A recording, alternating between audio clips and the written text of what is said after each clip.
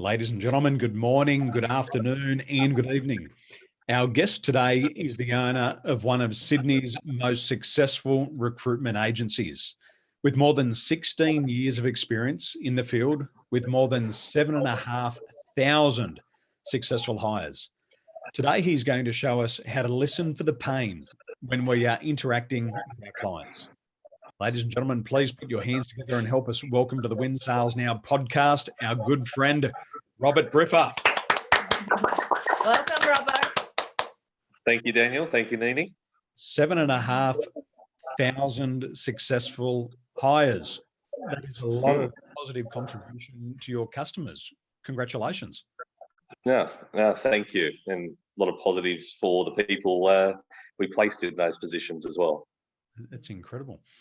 Now, we're going to be talking about the art of listening today and the art of, really tuning into the pain of the customers and what they have. In the early days of starting your business, when you didn't know how to listen, what were some of the opportunities that you would have missed out on? Well, I'd say there was plenty of them, and it came down to blurting out all about us, all about me, instead of asking questions and then listening all about the customer and what their issues were, instead of what I thought they were. Mm. So there was plenty of examples of meeting new clients, in particular people that I hadn't met before, and then not walking away with the next meeting or with them wanting to meet with me again. I learned in real estate, when your mouth's open, the ears close. Exactly. Exactly. The latest research here in psychology is that what happens is, if we're doing all the talking, the customer is starting to think about other things. And you've got to be able to be a good listener to be able to keep them talking, to find out those pain points. So who taught you how to listen? Probably my wife is the founder of Synergy People. She basically pointed out to me, even though I had a successful sales career in the chemical industry, it was a lot different in the people industry.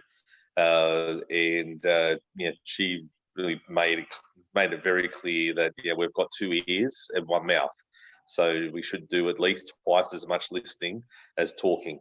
And people's people issues are far more complex than product issues. And I was used to selling products, and they're a lot simpler issues to solve than people issues, because people think. So people products think, and therefore we have to listen a lot more closely to exactly what a client is requiring, compared to a straightforward, tangible product.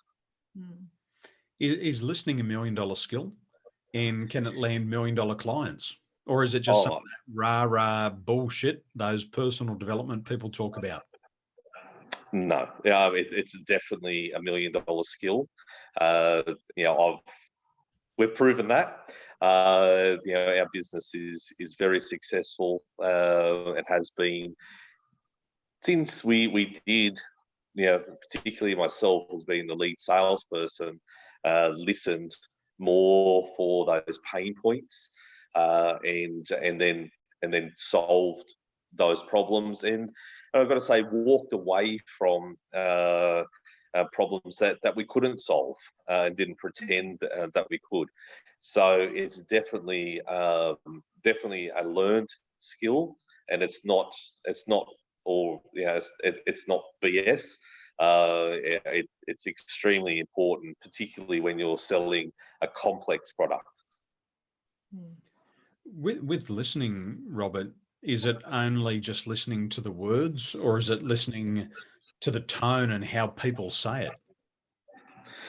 Oh, it's definitely that, and you know, if you're uh, fortunate to be in front of the customer, which you know, in our business, and I think any business to business sales, it's very important to be with the customer, that you can pick up on those tones and also, you know, the body language.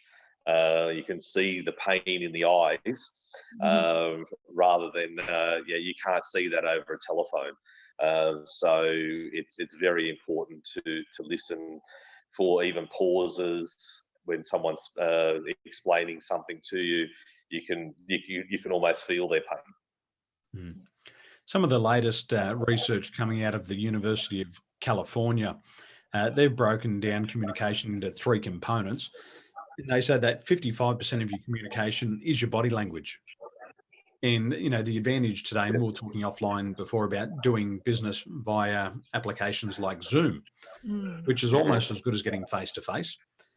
They Yep. also break it down and say that tone equates to 38% of the message also. And it's the speed of the voice, it's the pitch of the voice, it's the pace, and also the cadence. And the cadence are those pauses. And then they say the communication, the last part is only 7% words. So 93% of the communication is actually non-verbal.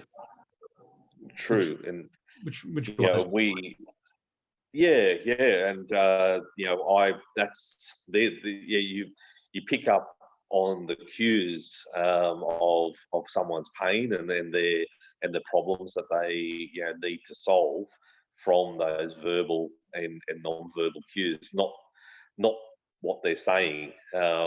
It's a matter of how they feel, and that and and you know, people buy on how it makes them feel, rather than just on transactions. So particularly to win, you know, to have that first interaction with a client, I think it's extremely important to to know how it makes them, how it's going to make them feel to solve that problem, rather than just having a transactional relationship.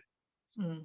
Like we all have been sold before. I remember last week, I got a phone call from one of the salesperson. She just talked like 500 miles per minute, blah, blah, blah, blah, blah. I don't even let me have a chance to talk, you know, say what I want to say. And I say to Daniel, that's such a bad skill of selling. You know, if you Yes. want to convert a sales, you know, you want to promote your product or service, at least let me talk. It's just like it's like a machine, you know, train machine, blah blah blah blah blah, like read from the script, and that's Yeah. really annoying. And I know a lot of sales people they kind of tend to do that, you know, like not listening. We So had some other Yeah, interesting absolutely. experiences when we lived in Dubai, and it was obviously how they were trained. yeah, And so what they trained their salespeople to do is that when a customer walks into the shop, is you follow them around. And what happens is you walk in and all of a sudden you feel that there's somebody behind you, and you turn around and there's somebody in your face the whole time. Yeah. And and you almost jump out of your skin. But they don't have that sensory skill to say, this is really awkward.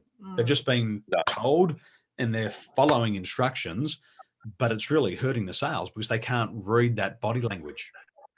Yes. Yes. It's yeah, and it's asking, I suppose, simple questions of why, you know, they're in that shop. You know, if it's a, you know, clothes shop, is there an occasion coming up, or and then you can tell from, you know, if someone says no, but they, you know, lean in towards you, and all those type of cues you can pick up on, you know, whether that's, you know, they are in there to really buy, or they're just filling in time. So yeah, yeah, that's where that, yeah, asking some simple questions, but then listening and observing how they react to those questions is the key. So Robert, for our audience here, they probably wants to learn more about, you know, if you can share some of your practical ideas can, with us right now to improve our listening. And so those people, audience or us, we can win more sales. Yeah, I want to make more sales. Sales. I want to make more, so I want to learn how to listen better. Yeah, absolutely.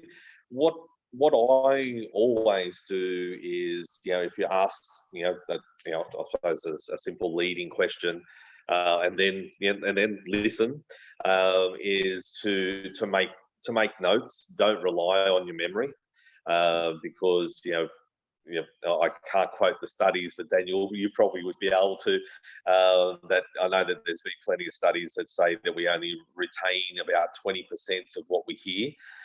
So I always make notes on the pertinent points, and then I recap those points with the person or persons that I'm speaking with, and also to make some notes on what I observed when they were talking about those pertinent points that are you could probably categorize as pain points, and like I said, just recap over those, and then ask more questions about what would it mean to them, or how would it make them feel if those pertinent pain points could be taken away or solved, and then again make notes on that, and just keep on going through that process, and you really get to the crux of what they want solved, and well, hopefully they've got some problems to solve, and then